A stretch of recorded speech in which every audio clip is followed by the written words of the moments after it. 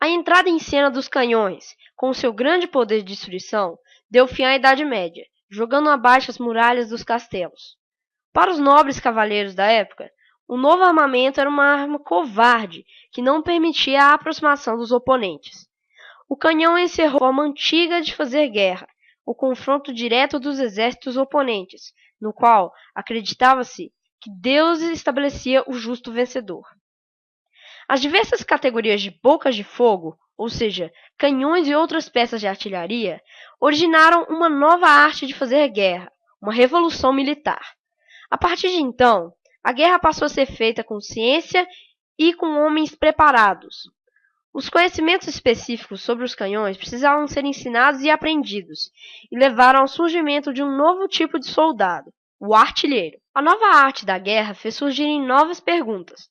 A busca de respostas para essas fez com que os principais príncipes e reis, nos séculos XVI e XVII, incentivassem filósofos e matemáticos a trabalharem junto com artilheiros e artesãos que fabricavam as peças de artilharia na época. Os artilheiros observavam que os projéteis dos canhões, contrariando o que pensavam os filósofos antigos, não descreviam trajetórias em linha reta, nem paravam em uma posição de alcance máximo. Nos séculos XVI e XVII, Portugal ainda não estava adaptado aos novos estilos de guerra que haviam surgido na Europa. Após o fim da Era Medieval, a modernização de uma nação passou a depender de sua capacidade de absorver novos saberes. As nações modernas começaram a defender seus interesses pela força de seus novos exércitos, permanentes e armados com bocas de fogo. Em Portugal, porém, o canhão esteve, durante muito tempo, como um estrangeiro, e seu uso geralmente dependia da contratação de estrangeiros, segundo o historiador português José Justino. A nova arte de guerrear, da qual dependia o uso das bocas de fogo, também permaneceu durante longo tempo como estrangeira em Portugal. Lá, enfim, não prosperam outros saberes. A censura da Inquisição, que controlava tanto os saberes externos quanto os estrangeiros que circulavam em Portugal, retardou a publicação de autores modernos e o ensino das novas técnicas. O ensino da ciência da artilharia não existiu em Portugal antes do século XVI. Como era uma ciência vinda de fora, de início não havia em Portugal pessoas habilitadas para ensiná-la. Os primeiros artilheiros do país tiveram mestres estrangeiros. No século XVI já existiam artilheiros portugueses nos navios e nas fortalezas construídas em várias partes do Império, como na África Oriental, na Índia ou em outros pontos. Eles mostravam habilidade, mas o país tinha dificuldade para formar novos artilheiros, pois estes eram homens do povo, em geral analfabetos. Para esses indivíduos, era difícil alcançar boa qualificação na nova profissão. Mesmo para os que sabiam ler, o aprendizado era muito complexo.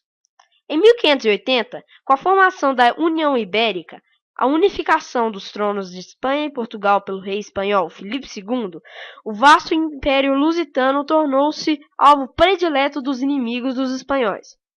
Na época, piratas e corsários ingleses, franceses e holandeses passaram a visitar com frequência o litoral brasileiro. A União Ibérica durou até 1640, quando o trono foi retomado por um rei português, Dom João IV. Diante da situação de abandono do país e de suas colônias, havia muito a fazer. Era preciso fortalecer as fronteiras restabelecidas com a Espanha e recuperar os sistemas de defesa das colônias.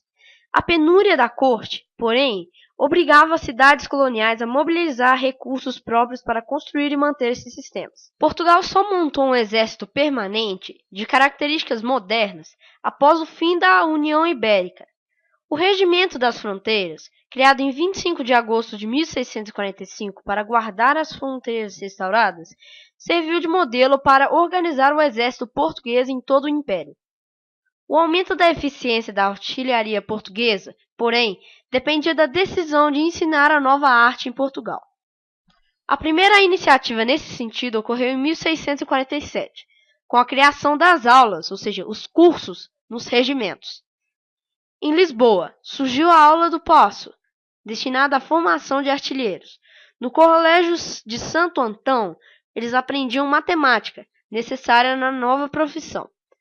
A primeira escola específica de artilharia começou a funcionar em 1655, no Castelo de São Jorge, também em Lisboa.